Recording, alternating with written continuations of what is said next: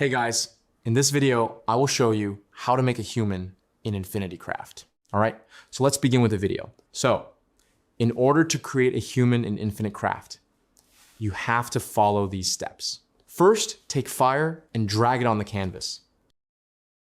After that, drag wind on top of fire.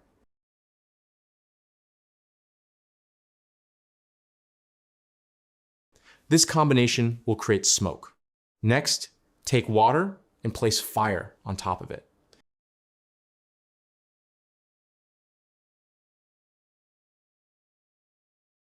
That will create steam. Now grab earth and place it on top of steam to create mud. For the next combination, drag wind and place earth on top of it. This will create dust. Then take earth again and place it on top of dust. That will give you a planet. Now go back to smoke and add water to it. This creates fog. After that, drag fog and place it on top of planet to create Venus. Once you have Venus, add mud to Venus. This combination should give you Adam. Now take Venus and combine it with Adam to create Eve. Finally, add Adam to Eve. And there you have it, human. That's the full crafting chain to unlock human in Infinite Craft.